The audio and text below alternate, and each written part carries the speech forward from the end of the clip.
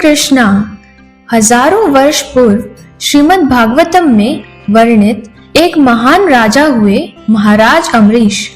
वे श्री कृष्ण के अनन्य भक्त थे। सम्राट होने के बावजूद उन्हें सांसारिक ऐश्वर्य में कोई आसक्ति नहीं थी।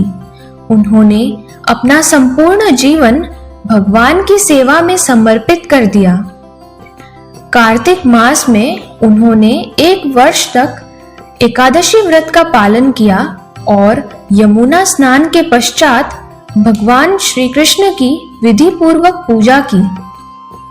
उन्होंने ब्राह्मणों को तृप्त किया, करोड़ों गायों का दान दिया और उपवास तोड़ने के शुभ क्षण की प्रतीक्षा करने लगे। महाराज अम्बरीश एक सम्राट होकर भी पूरी तरह भगवान की सेवा में लीन है। उनका जीवन, वाणी और मन श्री कृष्ण को अर्पित है। क्या सौभाग्य है मेरा जो ऐसे महान वैष्णव की सेवा का अवसर मिला। चलो, उपवास तोड़ने का समय निकट है। देखते हैं सब तैयार है या नहीं। उसी क्षण दुर्वासा मुनि प्रवेश करते हैं। महाराज अम्बरीश, वो खुद को समझते क्या है? एक गृहस्थ होकर भक्त होने का दिखावा करते हैं, वो भी मेरे सामने।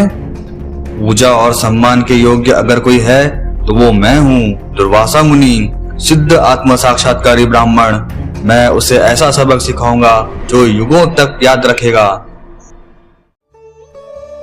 ब्राह्मण पुनः प्रवेश करते हैं जब महाराज अम्बरीश अपने अनुष्ठान पूर्ण कर रहे होते हैं। महाराज, पूजा पूर्ण हो गई है। अब केवल उपवास तोड़ना शेष है। शुभ मुहूर्त शीघ्र समाप्त हो जाएगा। मैं आपका आभार व्यक्त करता हूँ। आप जैसे ब्राह्मणों के बिना मैं कुछ नहीं। यह हमारा सौभाग्य है महाराज, जो आपने हमें यह सेवा दी। आप सब कृपालु हैं, लेकिन मैं तो एक तुच्छ गृहस्थ हूँ। आप जैसे ब्राह्मणों का मार्गदर्शन ना होता तो मुझे भगवान की सेवा का यह सौभाग्य कभी न मिलता। हे महाराज अम्बरीश, आप तो समस्त भक्तों में श्रेष्ठ हैं। आपकी नम्रता ही आपकी महानता है। आप संसार में रहकर भी भक्ति में स्थित हैं। आइए, मैं भगवान के प्रसाद का सम्मान करूं और एकादशी का उपवास शुभ समय के भीतर तोड़ूं। उसी क्षण सेवक अचानक प्रवेश करता है। प्रभु क्षमा करें, मैं बीच में बाधा डाल रहा हूँ। महान योगी दुर्वासा मुनि अभी अभी महल में पधारे हैं। क्या? उन्हें तुरंत भीतर लाओ।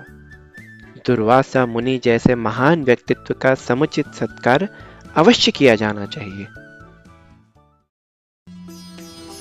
महाराज अम्बरीश। दुर्वासा मुनि, हम वास्तव में आपके आगमन से सम्मानित हुए हैं। हाँ, ब्राह्मणों का कर्तव्य है कि वे भ्रमित गृहस्थों के पास जाकर उन्हें ज्ञान दें। इसलिए मैंने सोचा कि तुम्हारे यहाँ आकर तुम्हें दर्शन दूं। कृपया बैठिए। क्या आप कुछ भोजन स्वीकार करेंगे? मेरा तो यहाँ दोपहर का भोजन करने का ही विचार था, लेकिन पहले मैं यमुना नदी में स्नान करूंगा, फिर भोजन लूंगा। ओह हाँ, बिल्कुल। जब तक आप लौटे हम सब कुछ तैयार रखेंगे।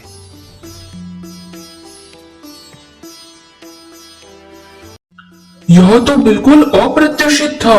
दुर्वासा मुनि अचानक यहाँ क्यों आ गए? लेकिन महाराज, अब संकट यह है कि मुहूर्त समाप्त हो रहा है और भोजन वर्जित है। क्या उपाय हो सकता है? मैं बस उनके लौटने की प्रतीक्षा करूंगा और फिर उनके साथ प्रसाद ग्रहण करूंगा। महाराज, शुभ मुहूर्त लगभग समाप्त हो चुका है। यदि आपने शीघ्र ही एकादशी का उपवास नहीं तोड़ा तो नियमों के पालन में दोष उत्पन्न होगा। यदि मैं अभी उपवास तोड़ूं तो दुर्वासा मुनि का अपमान होगा, और यदि न तोड़ूं तो व्रत का उल्लंघन। यह तो धर्म संकट है। महाराज, यदि आप केवल ठंडा जल ग्रहण करें तो व्रत भी पूर्ण होगा और अतिथि का सम्मान भी। उत्तम सुझाव है। महाराज अम्बरीश थोड़ा जल ग्रहण करते हैं। कुछ क्षणों बाद दुर्वासा मुनि प्रवेश करते हैं।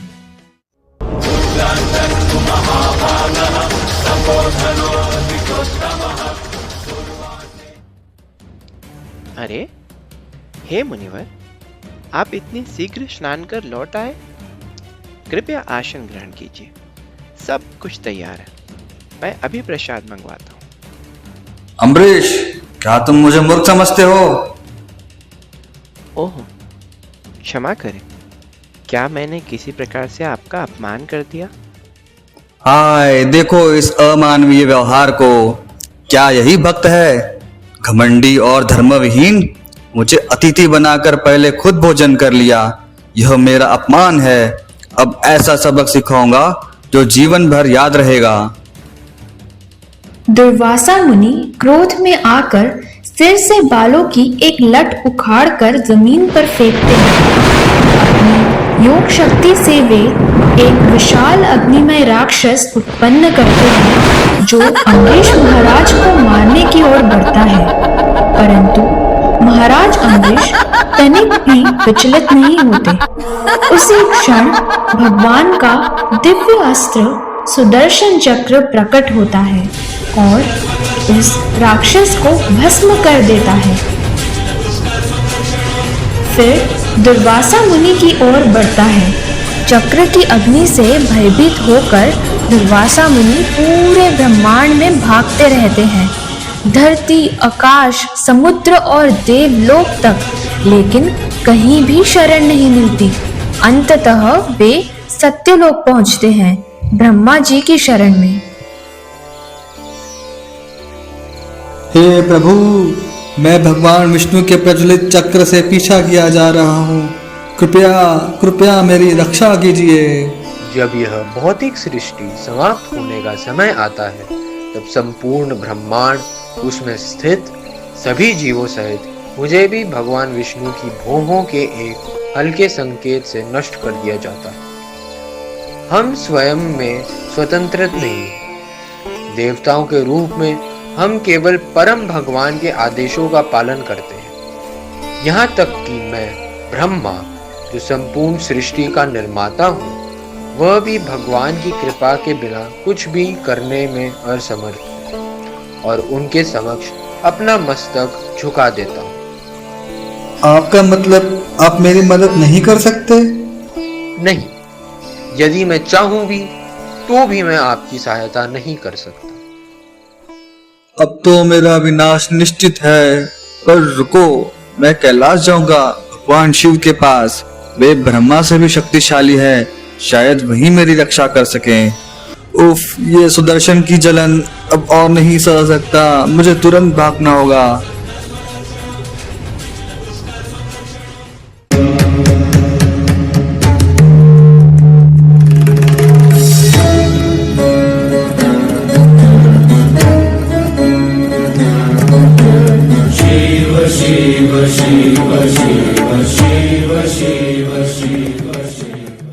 हे भगवान शिव, हे महादेव, हे भूतनाथ, हे देवताओं के महानतम, हे अंधकार के स्वामी, मैं भगवान विष्णु के प्रज्वलित चक्र से पीछा किया जा रहा हूँ।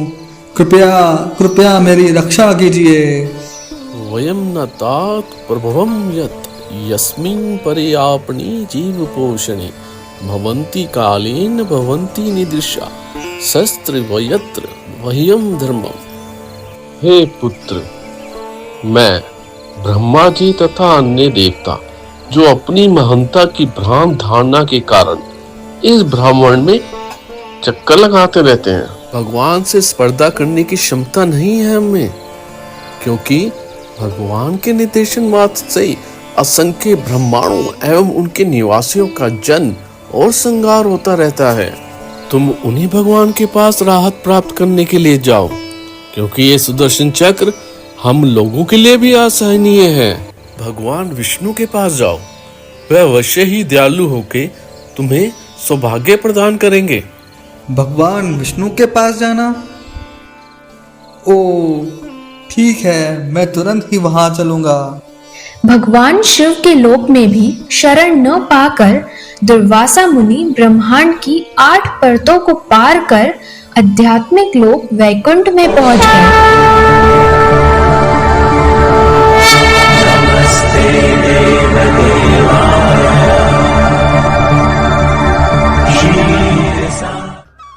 हे प्रभु, आप सबके रक्षक हैं। मैंने भारी भूल की है, कृपया मुझ पर कृपा करें। अज्ञानवश मैंने आपके प्यारे भक्त का अपमान कर दिया। कृपया मुझे इस अपराध की सजा से बचाइए। हालांकि मुझे सर्वोच्च परम पुरुष माना जाता है, पर वास्तव में मैं बिल्कुल स्वतंत्र नहीं हूँ। क्या?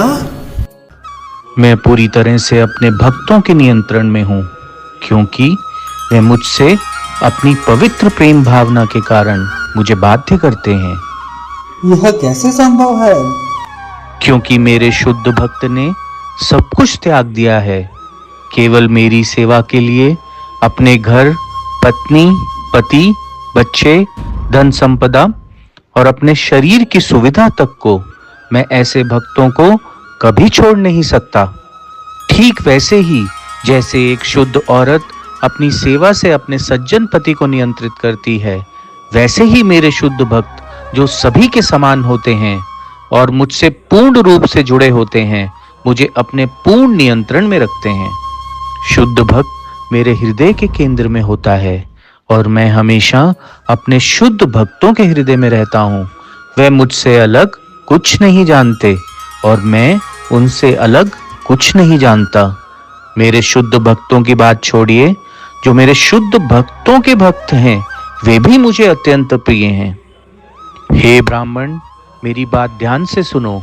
तप और ज्ञान निश्चित ही शुभ हैं, लेकिन यदि वह किसी कठोर व्यक्ति के द्वारा प्राप्त हों तो वह सबसे अधिक घातक होते हैं। ईर्ष्या के कारण तुमने महाराज अम्बरीश का अपमान किया है, इसीलिए तुम्हारा मन तुम्हारा सबसे बड़ा शत्रु बन गया है। इसलिए तुम्हें बिना विलंब के उनके पास जाना चाहिए।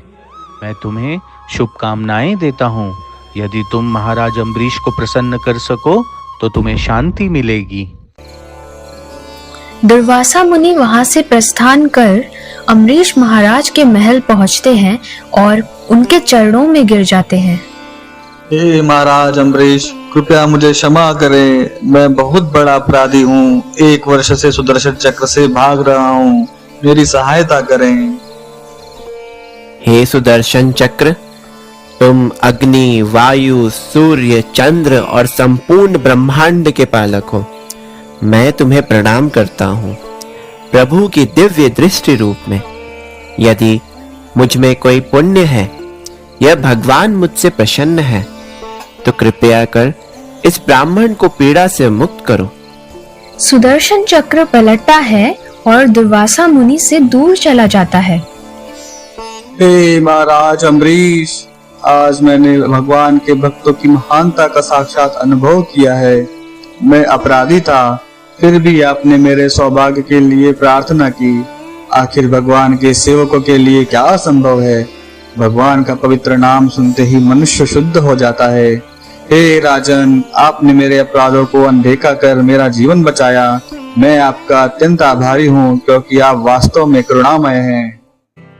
अम्बरीश महाराज ने दुर्वासा मुनि की वापसी की आशा में स्वयं भोजन नहीं किया था। 1 वर्ष के पश्चात जब मुनि लौटे तो राजा उनके चरण कमलों पर गिर पड़े और उन्हें हर प्रकार से संतुष्ट कर भर पेट भोजन कराया। इस प्रकार राजा ने बड़े ही आदर के साथ दुर्वासा मुनि का स्वागत किया। विभिन्न प्रकार के स्वादिष्ट व्यंजन खाकर मुनि इतने संतुष्ट हुए कि उन्होंने स्नेहपूर्वक राजा से भी भोजन करने का आग्रह किया।